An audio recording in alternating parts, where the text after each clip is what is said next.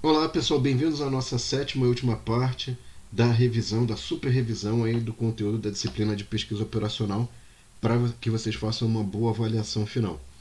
Então pessoal, aqui tem um resumo bem bagunçado, né? Com várias figuras do conteúdo da semana 6, tá? A gente vai começar pelo conteúdo inicial ali da semana 6, que é o conteúdo relativo à área, né? A você fazer cálculo de área e dado um certo valor de perímetro, né? Então, por exemplo, aqui suponha que você tem, vamos supor aí que você tem uma quantidade de material para fazer uma cerca, né? E aqui no nosso caso a gente tem um lado y e um lado x aqui, né? E detalhe que esse lado y ele só aparece num pedacinho porque o outro lado é rio, então você não precisa do y ali também, tá? Então a gente tem um dado valor ali, P, de gasto de material que a gente pode efetuar para fazer uma cerca, né? Para uma área para cercar o boizinho ali. E, obviamente, dependendo das dimensões que a gente dá de x e y, o valor da área vai ser diferente, tá? Então, a ideia aqui, na verdade, é que a gente quer que a nossa área seja a máxima possível, tá?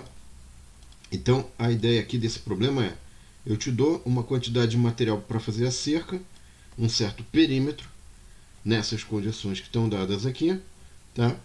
E aí você tem que maximizar a área. O truque é o seguinte, pessoal: eu não consigo resolver esse problema de duas variáveis aqui, com x e y. Então o que eu faço? Eu vou simplificar, eu vou colocar tudo em função de uma única variável, e para isso eu vou deixar em evidência a variável y. Então eu vou deixar y em função da variável x, tá? E vou substituir isso na equação da área, porque se eu quero maximizar a área, o que eu tenho que fazer? Derivar igual a zero. Mas como tem duas variáveis x e y, eu não consigo fazer isso na expressão da área. Mas ao substituir o y por um valor de x, deixar em função de x e substituir em a nossa expressão, a nossa da área, vai ser totalmente dada em termos de x. Então eu consigo agora derivar em relação a x, a área, e vou obter P menos 4x igual a zero. Desse modo, eu vou obter então, resolvendo esta expressão, que x tem que ser igual a P sobre 4, para que o valor da área seja máximo possível, tá? E, obviamente, pessoal, com esse valor de x aqui, eu vou substituir de volta aqui nessa equação e vou obter P sobre 2, P menos P sobre 2, e o y vai ser, então, P sobre 2, tá? Que é o dobro ali do valor de x, tá? Muito bem. Então está resolvido, eu consegui achar os valores de x e y tais que a minha área é máxima. Então, eu te dou um valor de perímetro, uma quantidade de material, e eu quero saber qual é o valor de x e y, ou seja, o contorno do perímetro, tal que a área seja máxima. Consegui encontrar, tá? Outra possibilidade que eu tenho, pessoal, é o seguinte: eu quero fazer uma caixa, eu te dou um material, te dou as laterais. Então aqui, por exemplo, eu vou te dar essa caixa aqui. Eu estou atrapalhando ali. Pronto, agora sim. Então eu te dou uma caixa com dimensões de x e y, x aqui, y e z. E com isso eu consigo definir, né, as dimensões aqui, por exemplo, da parte frontal e traseira, das laterais e da parte de cima e do fundo da caixa, tá? Então a ideia aqui, pessoal, é a seguinte, ó, deixa eu voltar lá para o cantinho, pronto. Então a ideia aqui é a seguinte: eu vou ter como área total, nesse caso aqui, desse sólido 3D, eu vou ter esse valor aqui, que é o gasto de material, tá? A nossa área total nos fornece o gasto total de material. O volume, pessoal, é o que? Nada mais, nada menos que multiplicar x, y, z. Eu acho o volume ali do nosso paralelepípedo, tá? E aí o que acontece? Bom, eu te dei esses dois valores, né? Só que o meu objetivo aqui é qual que é o volume, qual que deve ser o mínimo de material que eu posso gastar para atender ou para digamos assim, guardar um certo volume, né? Então você tem que guardar aquele volume, 1 litro, por exemplo, ou enfim, a quantidade que você quiser, só que você não quer gastar material, você quer minimizar o material. Então o truque nosso aqui, pessoal, é de novo pensar o seguinte: olha, aqui eu não consigo derivar igual a zero, tá certo? Por quê? Porque você tem x, y, z.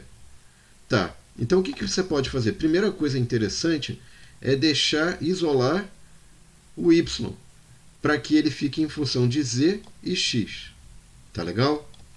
Então, quando você faz isso e substitui na primeira equação, a equação da área, o que vai dar? Eu substituí ali onde era y, né, pelo valor de y na área. E aí o que acontece? Eu vou obter valor agora, mas não ajudou muito, né? Por quê? Porque agora você ficou com uma função em termos de x e de z. Tá? Então o que você tem que fazer agora? Ó? Bom, você pode especificar o valor de z, mas não é necessário. Tá? Por quê? Porque você pode derivar e igualar a zero esse cara daqui. Tá? O que você tem que tomar cuidado? Eu sei que o valor z é dado, assim como o volume. Então, aqui na hora que você for derivar, z não é variável, porque isso foi fornecido. A altura da caixa é especificada. Só que eu não vou dizer qual é esse valor de z, tá? Eu não vou escrever z igual a 10, mas eu sei que ele é uma constante. Ele é dado, assim como o volume que eu quero que essa caixa armazene, que é o v, também vai ser dado. Então, fazendo essa estratégia aqui, pessoal, eu vou derivar a nossa área A em relação apenas a x e vou obter menos 2v sobre x ao quadrado mais 2z igual a zero. E isolando, eu vou obter então x igual a v sobre z raiz quadrada disso. Tá? E y também. Por quê? Porque na verdade lá atrás eu já tinha definido que esse é o valor de y, v sobre z vezes 1 sobre x. Então, veja que na hora que eu simplifico aqui, vai dar o valor ali que eu tenho de y. Tá? E aí, pessoal, fica aquela questão que é importante para a gente. Bom, eu tenho o valor de x, eu tenho o valor de y. O que falta para a gente terminar isso aqui? Bom, eu posso agora fornecer, então, o valor de z e de v. Né? Então, eu tenho aqui dado x e y. Agora eu te dou v e z. E você consegue calcular o quanto de material você vai gastar, né, para uma determinada área. Então, qual que é o truque aqui que é interessante? A gente pode pegar, o volume é fixo, tá? Vou botar volume igual a 1, por exemplo, né? Eu quero 1 litro, tá? E aí o que acontece? Para esse volume de 1 litro, eu vou variando o valor de z. Eu jogo o valor de z ali, venho para essa formulinha aqui, essa e essa, e vejo também, acho x e y, e vejo quanto que eu estou gastando de material. Então, essa expressão aqui eu variei o z e achei o valor da área correspondente. Tá? Joguei aqui, inclusive, né, os valores de x, você pode utilizar aqui, não tem problema. E z é dado e volume é dado. Então, veja que, na verdade, aqui, pessoal, eu já consigo, dado z, eu vou achando os valores aqui ótimos, os valores da área, né? Acho y, acho x, substituo de volta e acho o valor da área para cada z. E aí o que é interessante nesse gráfico, pessoal? O interessante nesse gráfico aqui é o seguinte, ó, quando o z é pequeno, ele gasta muito material. Mas conforme você vai aumentando a altura, o seu z, ele vai chegar num certo limiar, onde o mínimo é que não dá para enxergar bem, é z igual a 10. Tá? Então, veja que aqui, ó, se aumentar para 15, para 20, não tem tanto problema. Então, isso é muito compatível, é muito coerente, pessoal, com o que a gente vê na prática. As caixinhas de leite, eu já vi desse jeito, já vi com essa altura, né, que é próximo de 20. Esse aqui já é mais próximo de 10. Esse aqui talvez aí mais próximo de 5. Mas por quê? Porque o gasto de material que você vai ter nesse platô aqui, conforme você modifica o valor de z, não é muito diferente, tá? Então, em termos de estratégia para talvez capturar o consumidor, você tem uma ampla variedade de alturas Z que você pode aproveitar. E é legal isso para você utilizar. Então, o que eu queria que vocês fizessem, pessoal, é guardem essas estratégias de cálculo, tá? Mas não precisa decorar nada, não precisa, eu preciso memorizar fórmula, não. Isso aqui são estratégias de cálculo, tá? Outra coisa que você poderia ter feito, pessoal, que a gente pode fazer, na verdade, é fazer essa área aqui ser um custo do material. Custo do material. Então, ao invés de área, que não está correto aqui, seria você ponderar pelo preço de cada pedacinho que está dado aqui, né? Se é da frontal, ou traseiro, ou lateral, enfim. Você poderia ponderar esses preços pelos valores correspondentes de cada material. E aí, o que é a ideia? Você minimizar não a área, mas agora a área ponderada pelos custos relativos a cada face. Tá? Aqui, pessoal, eu vou fazer o seguinte, eu vou fazer uma dedução um pouco mais rápida para a gente chegar nos valores de x e y. Tá? Vocês veem que é um pouquinho diferente do que a gente tinha chegado antes. Está em destaque aqui os preços, né, que estão misturados, eles têm impacto ali nas dimensões de x e y, claro, porque se o preço é muito alto, né, você vai, de uma determinada face, você vai tentar evitar de gastar mais material ali naquela face. Agora, se é mais baixo, a história é outra. Uma coisa interessante é que tanto para x quanto para y não aparece P1, né? O que é interessante, o que é curioso, digamos assim. Tá? A outra expressão que a gente tem, pessoal, é do cilindro. E aí o que acontece? A gente consegue deduzir, consegue chegar aqui numa expressão geral. Eu não vou fazer a dedução aqui, não precisa se preocupar também, pessoal. Não precisa. Enfim, aqui é só para efeito de análise.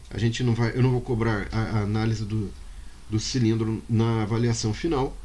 Então é só para a gente perceber uma coisa interessante. Na hora que você põe os gastos de material, tá? Quando você põe as dimensões, digamos assim, em várias dimensões de caixa, de paralelepípedo, né? Você pode ver que você vai, o 10 centímetros aqui é o melhor, e o de 20 centímetros você vai gastar um pouco mais de material, mas o que você gasta menos material é com cilindro, embalagens cilíndricas. E é interessante que a gente não tem embalagens cilíndricas à disposição no mercado, né, pessoal? E aí entram várias questões. Por quê? Porque, veja, embalar cilindros não é uma coisa tão fácil. Só para vocês terem uma ideia aqui, estou tentando empacotar esses cilindros dentro de uma caixa quadrada para fazer o transporte, né? Que seriam, enfim, pallets de produto e tudo. É mais complicado, você vai gastar mais espaço para empacotar cilindros. E você vê que quando é uma coisa mais retangular ou quadrada, o empacotamento ou os pacotes são mais fáceis de serem criados e elaborados. Tá? Então, isso também tem um problema que não é tão trivial. Não quer dizer, então, que tudo vai ter que ser quadrado na vida, né? Ou tudo vai ter que ser cilíndrico. Você tem uma variedade de formas, até porque, quando você está lidando com coisas de quantidade, né, que você tem que vender em quantidade, ninguém vai falar assim, olha, eu vou comprar o leite aqui por mililitro, né? Quantos mililitros você tem aqui, né? Você compra leite de litro, né? Se possível, caixa com litros, enfim. Agora, quando você trata de, por exemplo, perfume, vinhos, bebidas alcoólicas de modo geral, ninguém fala, olha, eu vou comprar uma caixa de 10 litros de pinga. Nossa senhora, esse cara tá querendo reservar, fazer uma adega, sei lá, né? Ou vou comprar 12 litros de vinho. Cara, esse cara vai fazer uma adega em casa, né? Enfim. Ou então ele tem um restaurante, alguma coisa assim. Mas fora esses casos excepcionais, pessoal, você não fala, vou comprar 2 litros de perfume, né? Que perfume será esse? Ou então esse cara quer tomar banho de perfume, né? Enfim. Então, veja que essa coisa da embalagem, da identidade, depende muito do contexto, do tipo de produto, né? Mas, de modo geral, sempre que você fala do problema de fazer uma caixa, você tem que também saber como é que você vai fazer essa caixa, né? Porque você vai ter que cortar. Né? Se tem um papelão, por exemplo, que você pode fazer uma caixa, em algum momento você vai ter que cortar. Aqui tem um exemplo de uma máquina, muito interessante por sinal, no qual ele pega o papelão e vai gerando os pacotinhos, né? Enfim, então aqui, ó, você tá vendo? É óbvio, tudo aqui saiu desse papelão, virou essa caixa interessante, né? Aqui também eu tinha um papel, em algum momento eu fui dobrando esse papel e chegou nisso aqui, tá? Então, para empacotar coisas, poder transportar, você vai ter que lidar ou tratar com o problema de corte, tá? Que é nada mais nada menos que uma versão do problema da mochila que a gente já viu aí em várias situações, essa questão do problema da mochila, que é: eu devo ou não colocar um item na minha mochila, devo ou não colocar um item na minha caixa, né? E a minha caixa, ó, mochila, óbvio, tem uma capacidade máxima M, né? Muito bem. E aí o que acontece? O que a gente usa no plano da mochila para decidir se eu ponho um item lá ou não? Eu procuro maximizar a utilidade. Olhando, esse produto tem que utilidade? Põe ele ou não põe? Põe esse cara ou não? Qual é a utilidade dele? Sujeito a restrição de capacidade da mochila e restrições associadas ao volume que cada item ocupa e que vai gastar da sua mochila, né? Tá? E obviamente aqui está a definição das nossas variáveis binárias, que decido ou não colocar aquele item na mochila, N itens, tá? Uma coisa importante, pessoal, é que o problema de corte de uma barra pode ser, o corte unidimensional que a gente chama, pode ser visto como um problema da mochila, né? Então imagina que a barra aqui tem uma capacidade B, tá? Essa capacidade B aqui. E a nossa mochila, pessoal, é o que? É justamente cada item que você pode cortar dessa barra tem uma utilidade, mas vai gastar, vai consumir um pedacinho da barra B, um volume dessa barra B, tá? Vocês vejam aqui que o problema, a formulação do problema de corte de uma barra, unidimensional de uma barra, é muito próximo do problema da mochila, né? Para não dizer idêntico. Mas aqui você tem que tomar cuidado no seguinte, pessoal. Essa formulação eu posso pedir, não que eu tenha uma variável binária, eu posso pedir para que esse item seja cortado 3 vezes, por exemplo, não somente uma vez. Então, eu vou cortar 1, 2, 3 vezes esse item. Então, aqui a nossa variável ela é inteira, mas não é binária, tá? Ou seja, eu posso cortar entre 0 até um certo valor U de I, onde I é aquele item, né? Eu estou falando, olha, quanto que eu posso cortar no máximo daquele item, tá? Tem outros problemas, outras formulações do problema de corte, pessoal, mas elas não serão cobradas. Deixa eu tirar aqui, pessoal. Opa. Não serão cobradas na nossa avaliação a ser feita, tá? Aí para a disciplina de pesquisa operacional 2. Uma outra problema bastante interessante, pessoal, é o problema de padrões de corte. Então, por exemplo, suponha aí que eu tenho uma fábrica de móveis, eu tenho que fabricar 4 cadeiras e uma mesa. Dessa cadeira eu vou precisar do quê? Eu vou precisar de alguns tipos de tábua. 4 tipos de tábua de um tipo 1 e 6 tipos de tábua de um tipo 2. A mesa eu vou precisar de outro tipo, 8 pedacinhos de outro tipo e 4 pedacinhos de outro tipo ainda.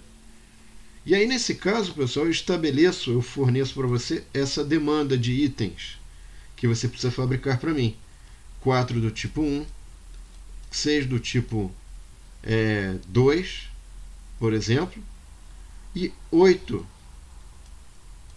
do tipo 3, tá? Aqui só desculpa, são 8 do tipo 1, 6 do tipo 2 e 3 do tipo 8. Então é isso, ó, eu te dou uma barra aqui, ou mais uma barra.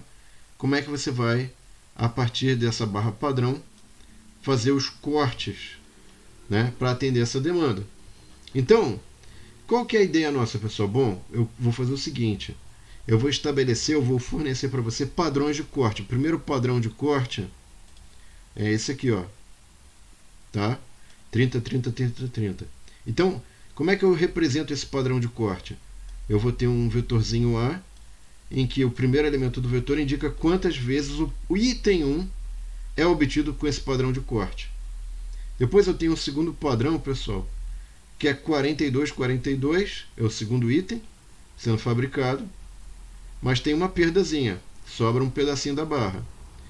Depois você tem outro padrão, que é 4530, que é o padrão 3, tá?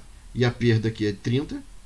Só que você faz dois itens do padrão 3.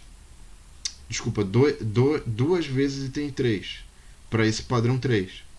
E aqui tem o padrão 4, que você faz duas vezes o item 3 e uma vez o item 1. Tá? E aí, o que você faz? O que você pode fazer, pessoal? Veja, eu posso falar assim, olha, o padrão 1, vamos fazer aqui organizado, ó, o padrão 1, eu posso fabricar 4 pedacinhos do item 1. O padrão 2, eu posso fazer dois do pedacinho do item 2. O padrão 3, eu faço 3 do item 3, 2 do item 3. E o padrão 4, eu faço 1 do item 1 e 2 do item 3. Tá? E a nossa demanda é essa, pessoal. 868. Tá? O que eu vou decidir aqui? Quantas vezes eu uso cada padrão.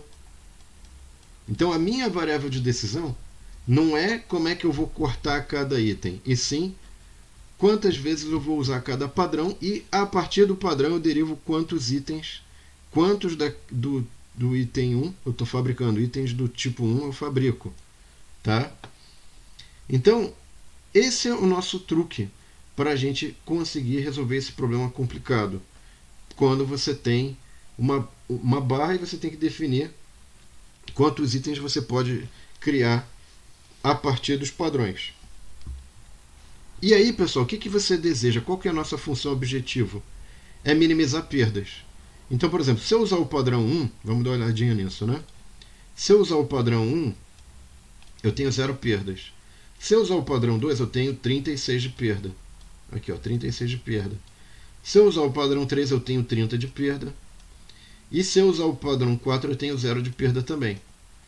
Isso é sujeito à demanda do item 1, do tipo 1, demanda do item tipo 2 e demanda do item tipo 3. Tá? E aí os padrões, conforme você vai usando os padrões, ou quantos padrões você colocar aqui de quantidade, eles vão dizendo quantos itens de cada tipo você vai obter. Tá? E aí, com isso, pessoal, veja que a nossa solução ótima ao resolver esse problema deu, olha, eu vou fazer um padrão 1, 3 do padrão 2, 0 do padrão 3 e 4 do padrão 4.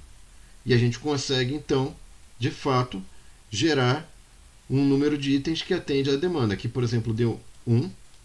Então, são 4 itens do tipo 1. Depois, aqui, 3, eu já atendi a demanda do item 2.